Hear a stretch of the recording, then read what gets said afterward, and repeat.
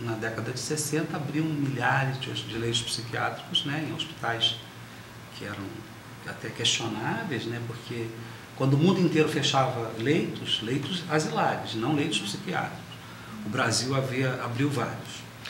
Então tinha as colônias antigas, tinha a colônia de Rio Bonito, tinha a colônia Casa de Saúde Doutoreiras Paracambi, e assim sucessivamente, né, que eram instituições para receberem pessoas que jamais sairiam dali, né. Com a reforma psiquiátrica isso não é mais possível, correto, não cronificar o paciente ficar com a família aprender a lidar com ele, ser atendido em centro de atenção psicossocial. Isso é a realidade de hoje. O paciente que vai para um hospital psiquiátrico hoje, ele é tratado da fase aguda. A partir do momento que há remissão, desaparecimento dos sintomas produtivos que ensejaram a internação, ele fica em condições de voltar para a casa da família dele, porque lugar de viver e morrer é em casa, não é em asilo ou em qualquer outro lugar. O senhor mencionou sintomas produtivos. Sim. O que seriam sintomas produtivos para a nossa população saber? Os sintomas produtivos psicóticos, de uma maneira geral, eles são divididos em positivos e negativos, né? Os positivos são aqueles delírios concretos, a pessoa está sendo perseguida e a pessoa fica agitada, anda. E o negativo, isso grosseiramente falando, são os sintomas que a pessoa fica mais parada, vai se desorganizando mais, vai se isolando. Às vezes o paciente começa com um quadro agudo, com sintomas positivos, produtivos positivos, e na evolução dele ele acaba evoluindo para um quadro mais negativo, né, de sintomas negativos. Hoje existe medicação para as duas coisas, tanto para o que é positivo, né, que é positivo não no sentido de ser bom, produtivo, positivo, porque o paciente tem uma ação efetiva. E produtivo, negativo, porque a tônica é a não ação. O paciente fica extremamente parado e desagregado socialmente. E esses pacientes, eles vão para uma internação psiquiátrica. A média de tempo que esse paciente fica num hospital hoje, porque antigamente exatamente o fato deles irem para o hospital psiquiátrico e ficarem muitas vezes durante anos era o que assustava muito. E hoje em dia, como que é essa? Olha, depende muito de muitas questões. A média ideal seria de 2 a 5 semanas, seria a média ideal para um paciente para mudar o quadro. Mas, em princípio, hoje a média varia de 30 a 45 dias, a média nacional, né? Claro que se você faz a estruturação dos equipamentos de saúde mental, tipo CAPS, Hospital Dia, essa realidade se transforma, porque você tem como atender um paciente que não está tão grave, mas que tem sintomatologia que inspira cuidados em ambientes menos restritivos, menos fechados, né? Não tem que ir para longe, não tem que ir para outra cidade, fica por perto. A família participa do tratamento. Então, assim, a diferença é essa. Primeiro, no primeiro momento, o doente mental não tinha direito nenhum, ele era considerado um personagem morto em vida. Hoje não, ele tem direitos, tem direito a ser atendido com dignidade, tem direito a ser tratado pelos seus familiares, com os seus familiares. Essa tem que ser a tônica, tem que ser a dinâmica fluente de um trabalho que seja de recuperação, que seja de reabilitação e não aquela coisa horrível que era no passado, porque assim, era horrível porque não havia alternativa, né? Numa colônia que eu conhecia muitos anos atrás, não era a colônia de Lano Moreira, uma colônia privada, quando as mulheres menstruavam, as pacientes menstruavam, elas eram colocadas nuas num pátio para não gastar o absorvente, né? Isso é tratar uma pessoa humana como um animal, né? Tratar como se fosse uma pessoa. E isso acabou. Isso, graças a Deus, acabou, pelo amor de Deus. Imagina que era o inferno de Dante. Com Você certeza. ia atender uma paciente que estava agitada num pátio, um frio tremendo, né? No inverno, menstruada, e andando sangrando 40, 50 mulheres. Isso era desrespeitoso, absolutamente desrespeitoso. Isso não acontece mais, nem pode mais. Se fizer isso, é crime. Hoje em dia, até a camisa de força é proibida, não pode usar, não tem como usar. Você tem, a partir do momento que você pode, quimicamente, com psicofármacos, sedar um paciente, não tem por que você amarrá-lo, contê-lo. A contenção, ela é relativa. Você pode conter até o momento que o paciente saia do quadro de agitação, até o momento que ele pare de colocar a vida dele em risco, a vida de outras pessoas em risco. A partir desse momento, não tem sentido você deixar alguém contido, né? E tinha coisas horríveis nos asilos antigos, pacientes que ficavam dias e dias com a mão amarrada para cima, depois ficavam com problemas articulares. Haviam pacientes que eram medicados equivocadamente com alguns medicamentos que não se faz na veia e perdia braço.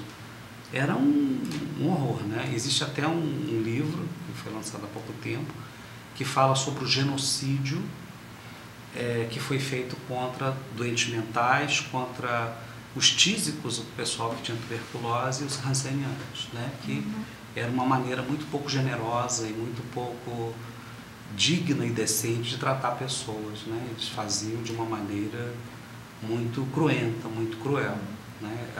As internações eram compulsórias e a pessoa não tinha o direito de questionar nada. Fosse o que fosse, ele ia, acabou. Então esse foi o grande, quer dizer, o estigma, né, da psiquiatria, então histórico, né, como o senhor está mostrando, é histórico. Agora, nesse momento, isso já não acontece mais, a estrutura é uma estrutura... E se acontecer, a gente tem que denunciar. Né? Claro que nós sabemos que, por exemplo, a escravidão fez aniversário ontem, né? Ontem não, dia 13 de maio, semana passada. E fez aniversário a libertação dos escravos. A gente sabe que tem aqueles trabalhos que são análogos à escravidão. Aí você encontra pessoas em condições inumanas, coisas que não poderiam acontecer. Claro que deve ter lugares que fazem isso. Há pouco tempo atrás, em São José dos Campos, encontraram uma instituição que não era médica, era uma instituição privada, onde algumas pessoas depositavam pacientes doentes mentais lá e eram maltratados, e essa instituição foi fechada. Isso é crime, não pode acontecer, não pode ser dessa forma. Tudo precisa ser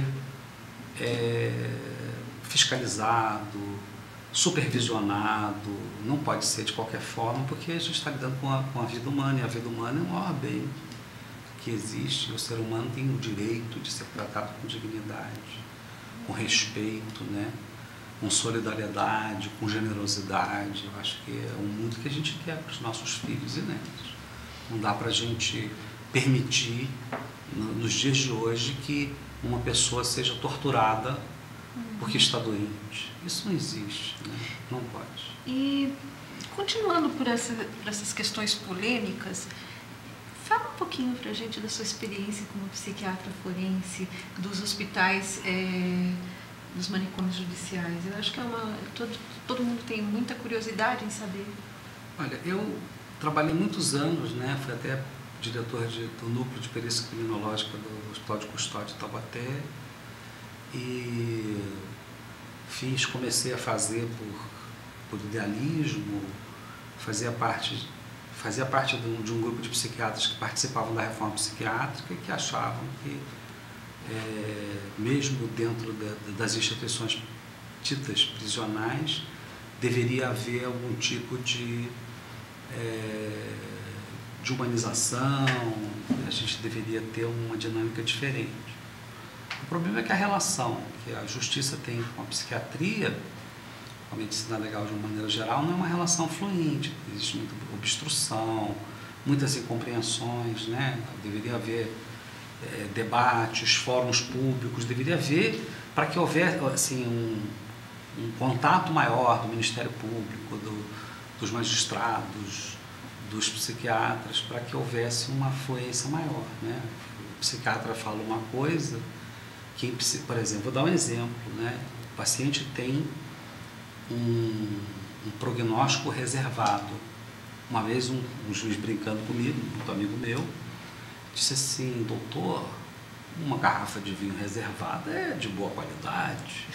Então, assim, é porque as linguagens não são as mesmas, né? Eu falar que o prognóstico do paciente é reservado significa que o prognóstico não é bom. E a interpretação que o outro deu das mesmas palavras que eu falei pode ser que é bom. Então, deveria haver uma dinâmica melhor, um relacionamento mais saudável, para que as coisas andassem de outra forma. Acontece que a nossa legislação, ela não permite, por exemplo, a pena de morte é uma delas, a prisão perpétua, mas existem pessoas que efetivamente não são capazes de viver em sociedade, né? Pessoas que, matematicamente falando, com aquele perfil, com aquela dinâmica, com tal ou qual comportamento, não deveriam poder, assim, eu acho que a monstruosidade é algo humano. Na natureza não existem monstros.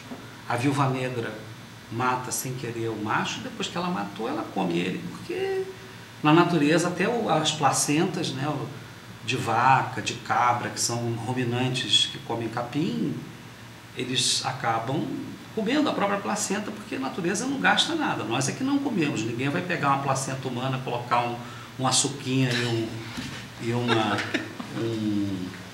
como é que é o nome daquele tempero lá que a gente coloca na rabanada? Shoyu? Não sei.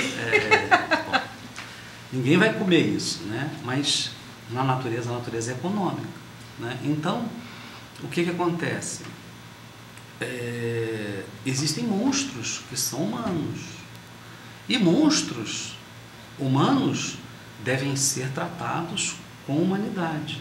Eu não posso abrir mão da minha civilização e me igualar a um monstro porque eu quero fazer justiça com as próprias mãos, a lei de Talião, olho por olho, dente por dente. Vocês devem ter visto recentemente que saiu numa rede social um retrato falado de uma moça que supostamente faria magia negra, faria coisas com crianças, mataria crianças, e a turba, um grupo de pessoas, foi na casa de uma moça que tinha aquela descrição, era um retrato falado de 2011 do Rio de Janeiro, mas aí no Guarujá pegaram a moça e mataram ela, lincharam. Isso não é civilizado. Ninguém tem o direito de tirar a vida de ninguém. A vida é o maior bem que nós temos. Mas se Y tira a vida, eu não tenho que ir lá e tirar a vida de Y. Eu vou pegar esse Y e vou avaliar ele. Se ele efetivamente é um monstro, eu vou contê-lo e vou colocá-lo num espaço em que ele possa ser protegido dele mesmo, proteger a sociedade daquela pessoa e assim, e sem hipocrisia, porque infelizmente a nossa legislação não permite isso, deixá-lo como um monstro que é, cuidado por seres humanos pelo resto da sua existência. Isso não acontece. Então isso eu acho que é um grande equívoco, porque a lei não está correta. A lei tem que ser mudada em algum momento. Agora, matar, linchar, fazer justiça com as próprias mãos, isso não é civilizado. E nós somos e hoje existe um choque de civilizações, isso para mim é muito concreto. Nós somos herdeiros da civilização greco-romana, nós somos ocidentais, e nós não podemos abrir mão desses valores. Quando a gente abre mão disso, a gente se coloca numa postura de destroçamento de tudo aquilo que foi construído por aqueles que vieram antes de nós. Isso não é uma coisa que possa ser aceitável. Então nós temos que ser militantes da vida. E nesses ambientes existem muitas incompreensões, tanto da justiça quanto tanto de juízes, quanto do Ministério Público, quanto de advogados o tipo de pensamento que permeia o jurídico é o pensamento positivista, né? Que nem sempre é aplicável quando se fala em área médica, quando se fala de seres humanos, porque seres humanos não são relógios, não são máquinas. O meu metabolismo funciona de uma forma, o seu de outra, o do vizinho de outra, um remédio que faz bem para mim pode fazer mal para você, e assim sucessivamente. Então, a gente está lidando com pessoas humanas.